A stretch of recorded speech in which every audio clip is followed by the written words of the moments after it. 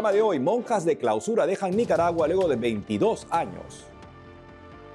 En México, obispo combate la violencia con la Eucaristía. Obispos de Nigeria esperan que el nuevo presidente ponga a la gente primero antes que sus intereses.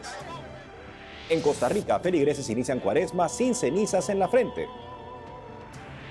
En el último día del mes del amor, abstenerse de sexo antes del matrimonio nos prepara para el amor de verdad, explica especialista.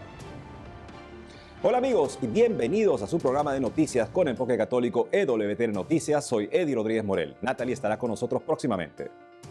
Empezamos las noticias desde Nicaragua contándoles que monjas de clausura acaban de dejar el país luego de más de 20 años de misión. La decisión de las hermanas trapenses de Nicaragua se parece a la determinación tomada el año pasado por las hermanas religiosas de la Cruz en septiembre del 2022. Las primeras en retirarse del país centroamericano fueron las hermanas misioneras de la Caridad, quienes fueron expulsadas del país por el dictador Daniel Ortega en julio del año pasado. Aquí los detalles.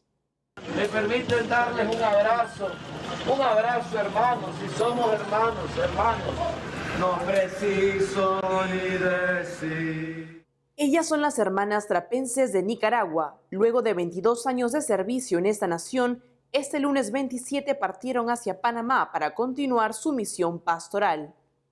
Las monjas publicaron en su cuenta de Facebook que se retiran por voluntad propia. Señalaron motivos de la orden, falta de vocaciones, ancianidad de varias hermanas.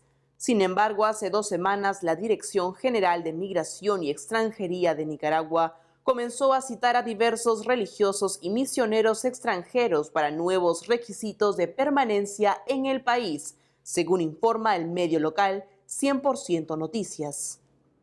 La Congregación de Hermanas Trapenses de Nicaragua, asentada en San Pedro de Lóvago, Chontales, llegaron de Hinojo, Argentina, el 20 de enero de 2001 para fundar el monasterio de Santa María de la Paz y ahí extender su labor contemplativa de oración y devoción.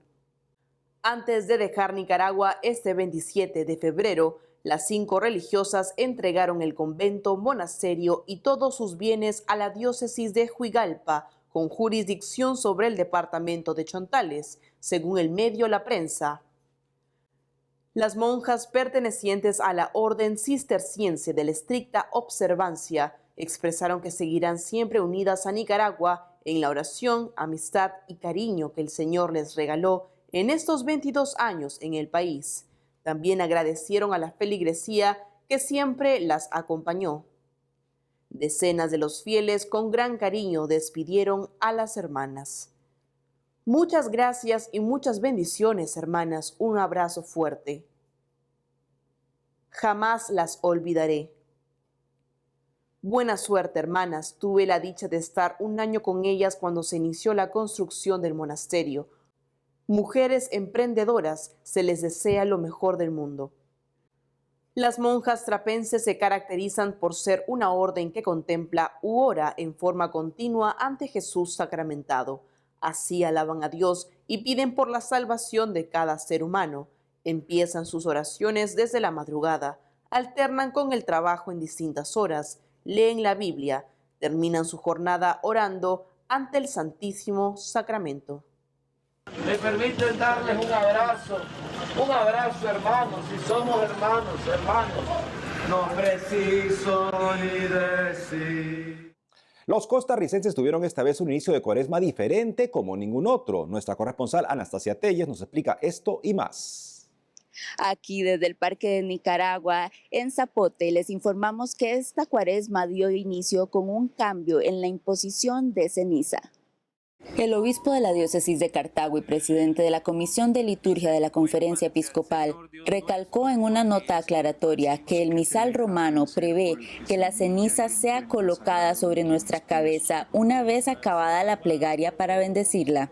Es decir, no se trata de hacer una mezcla untuosa que luego se coloca en una unción en la frente. De esta forma, ahora, en tiempos pospandemia, la imposición de la ceniza se realizará derramándola sobre la cabeza de cada uno de los fieles, mientras se dice alguna de las 2 fórmulas previstas por la Iglesia. En su mensaje, Monseñor Mario Enrique Quirós Quirós comunicó que la Iglesia costarricense desea que este camino bautismal que se vive en la Cuaresma sea un tiempo donde se acoja con filial confianza las abundantes gracias que el Señor continuamente nos concede. Y en medio de la crisis que vive nuestro país hermano Nicaragua, Monseñor Manuel Eugenio Salazar, obispo de la diócesis de Tilarán, Liberia, tuvo un gesto simbólico de apoyo espiritual a nuestros hermanos nicaragüenses.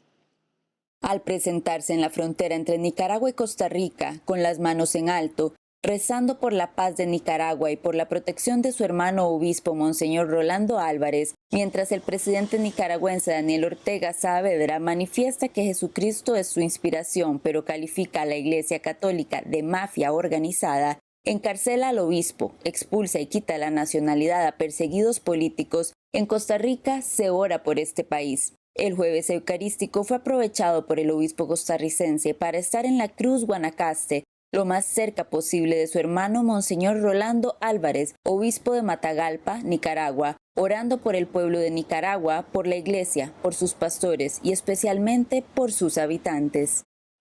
Y para finalizar, les comentamos que el semanario Eco Católico cumple 140 años de haber sido fundado y de informar al pueblo católico. El semanario fue fundado en los primeros meses del año 1883 por iniciativa del entonces único obispo de Costa Rica, Monseñor Bernardo Augusto Til. Como parte de las celebraciones de aniversario, se relanzó la versión impresa y digital en www.ecocatólico.org. A continuación, unas palabras del director Martín Rodríguez. Efectivamente, estamos celebrando nuestro 140 aniversario. El Eco Católico es el periódico de la Iglesia en Costa Rica que está de celebración a partir de este 6 de enero, cuando se cumplieron 1 siglo y 40 años de haber sido fundado por Monseñor Bernardo Augusto Til, que fue el primer obispo de Costa Rica. Monseñor Til había conocido en Roma el Observatorio Romano, fundado 20 años atrás, y vino a nuestro país y entendió la necesidad y la importancia de la prensa católica.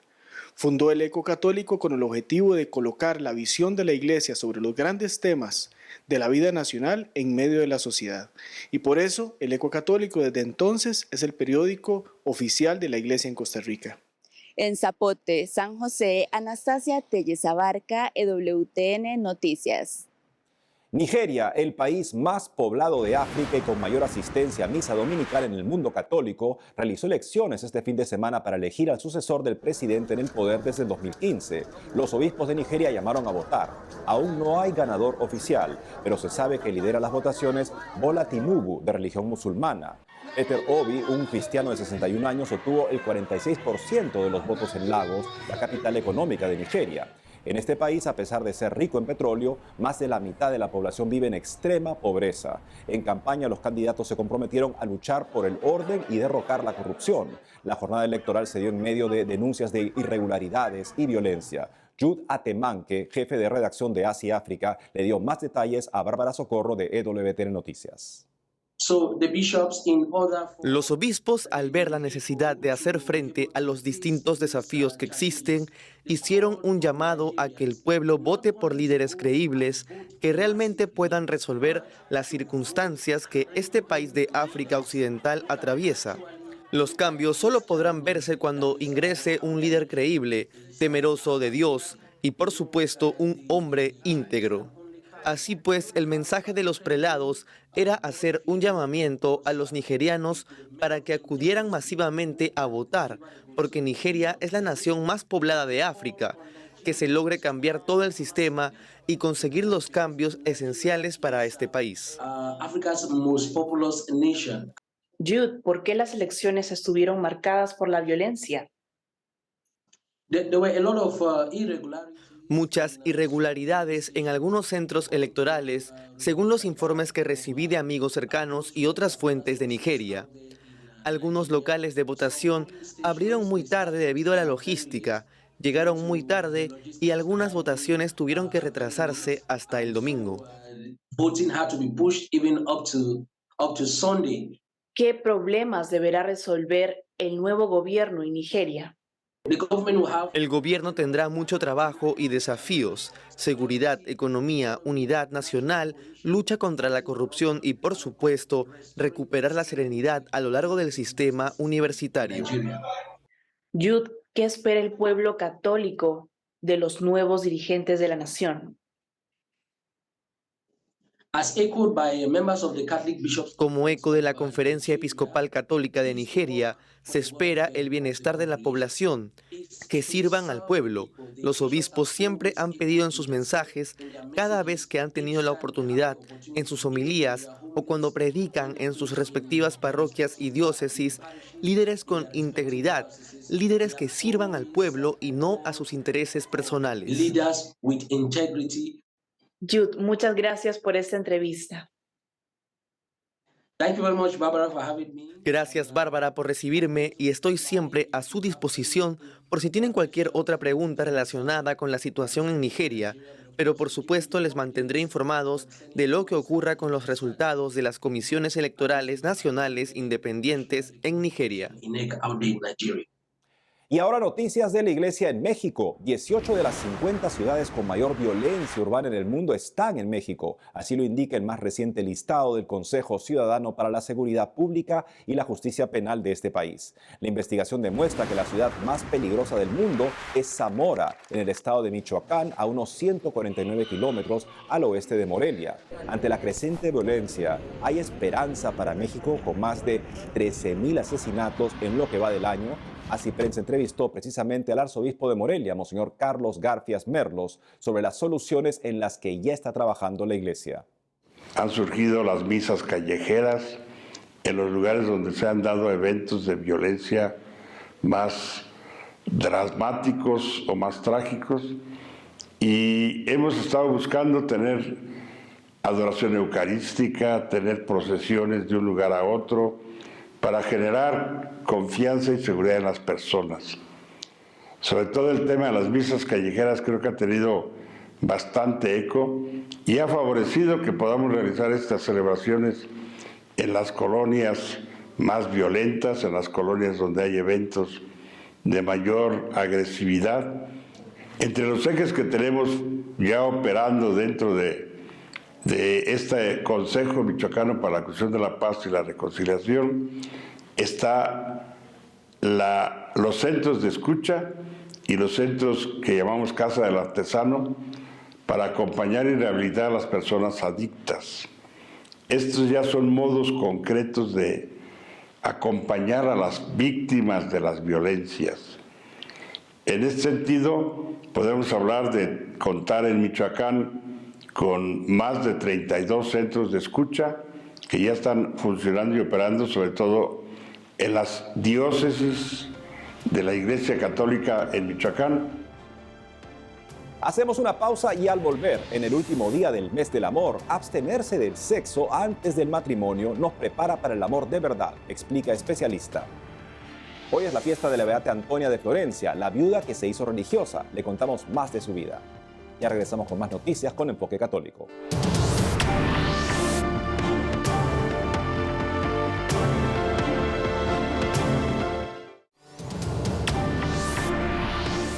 ¿Por qué es importante la castidad antes del matrimonio? Esa sana curiosidad llevó a nuestra compañera Natalie Paredes a entrevistar a los que saben. Veamos.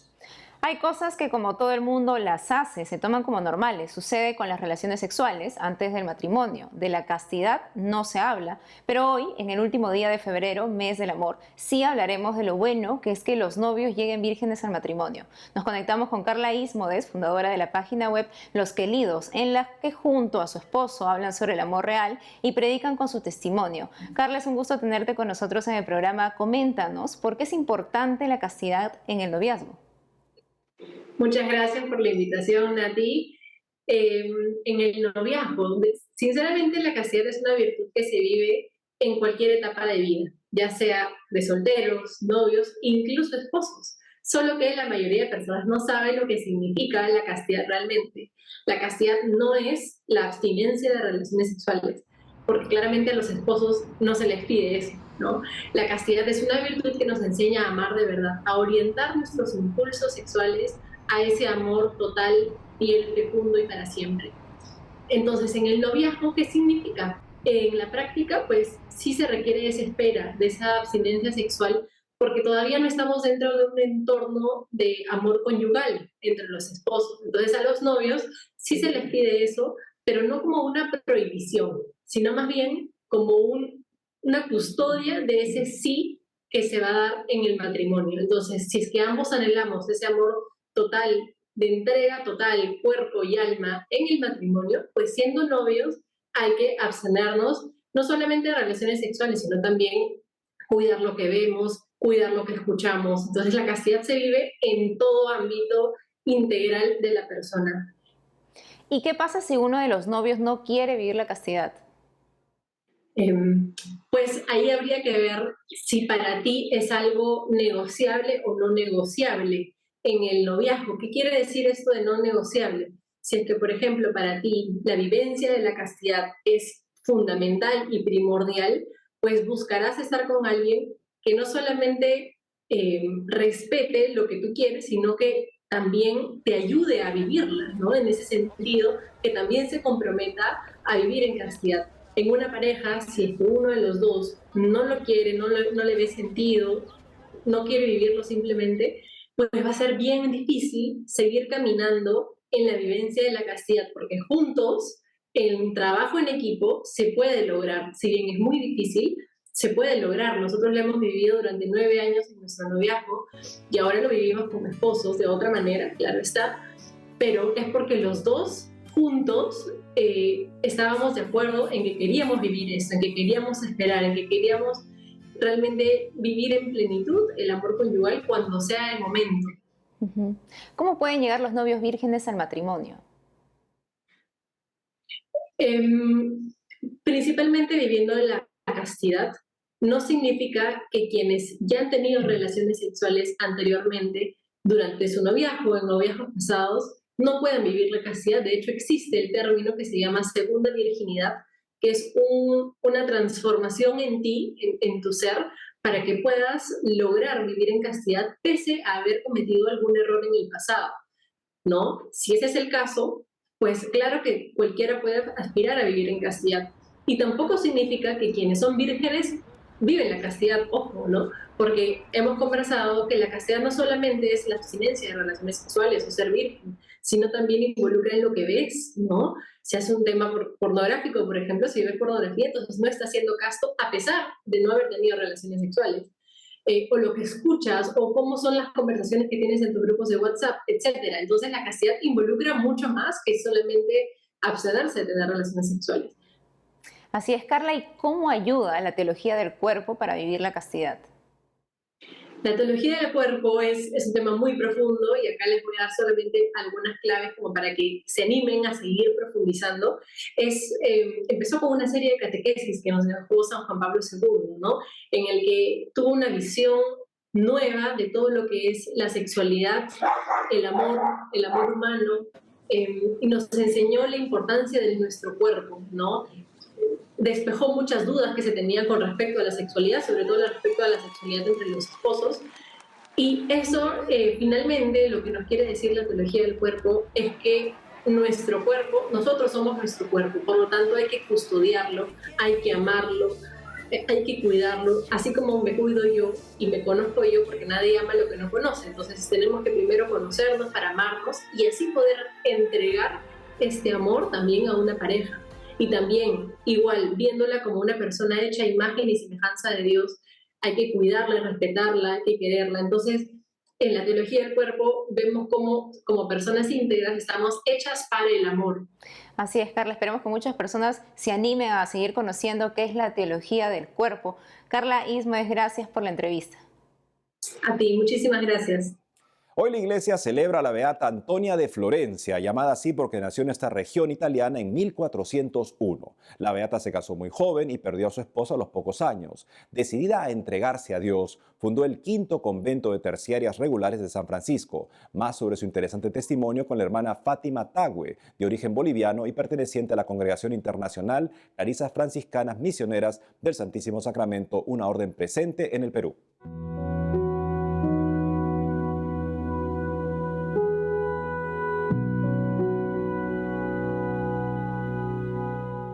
Ella fue una madre de familia, ¿no? Fue desde muy joven, ella se casó, tuvo su esposo, y del cual tuvo un hijo. Pero ella perdió a su esposo y quedó viuda. Y sentía, ¿no? Por los familiares que ella tenía que volver a casarse, y luego contrajo matrimonio con otro varón, el cual también falleció. Entonces ella siente ese llamado, ¿no? De Jesús, que él la quería para él solo, ¿no? Entonces ella decide buscar hacer la voluntad de Dios. Pero antes de buscar la voluntad de Dios, ella hace que su hijo esté un poquito más grande, todo, y lo deja para poder seguir la vida religiosa, y entra a una congregación, ¿no? Que se llama las Terciarias Regulares de San Francisco, donde ella ya entrega su vida como ella deseaba y como Dios quería para ella.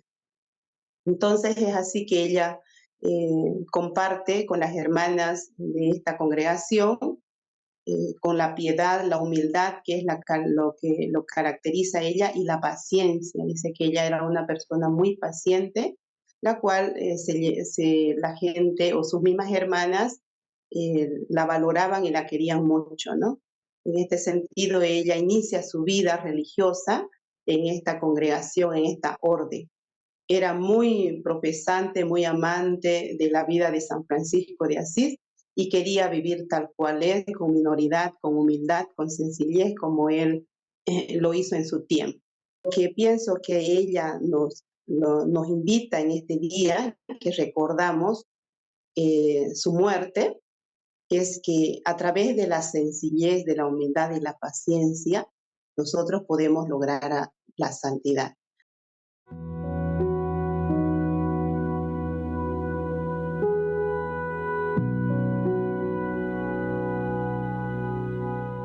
Y otra mujer de la que hay mucho que hablar y aprender es Santa María Vicenta. Llega a los cines la película sobre la vida de esta santa española, verdadera feminista del siglo XIX. El estreno fue en Roma. Nuestra corresponsal Almudena Martínez Bordiú estuvo allí.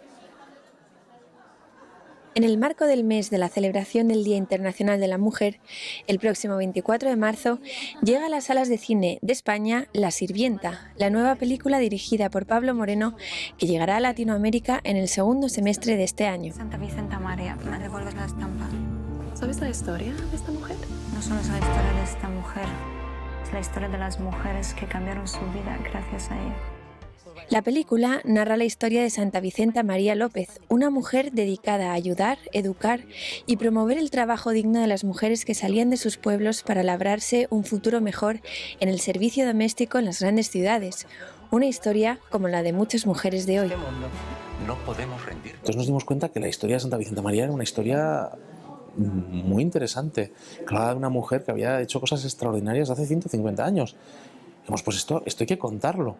Y entonces surge el proyecto de La Sirvienta, ¿no? Es un proyecto dentro de nuestra, yo creo que de todas las películas que hemos hecho, el proyecto más largo. ¿Qué podemos hacer? Un puñado de mujeres. La Sirvienta se rodó en España y en ella se destaca la labor de esta santa, dedicada en cuerpo y alma a la promoción de las mujeres en el siglo XIX. Esas chicas no son diferentes a nosotros.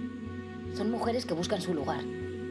Vicenta María formó a miles de chicas y les ayudó a encontrar caminos viables para su emancipación y su incorporación a los distintos mercados laborales. Era una mujer inteligentísima, con un carisma, sabía muchísimos idiomas, tocaba muchos instrumentos, y lo que me llevó de ella es el tesón y la fuerza que tenía. Eso me lo quedo para mí para siempre.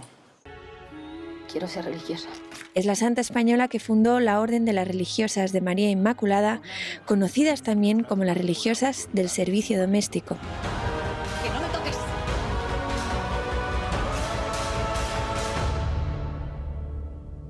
¿Qué abogado se ha perdido el mundo? Si hubieras nacido varón en vez de mujer, ahora serías un brillante letrado. Y eso es todo por hoy, amigos. Gracias por haber estado con nosotros. No dejen de seguirnos en las redes sociales y también de lunes a viernes a las 12 del mediodía, hora de Miami, por Radio Católica Mundial en su programa Más que Noticias. Hasta entonces.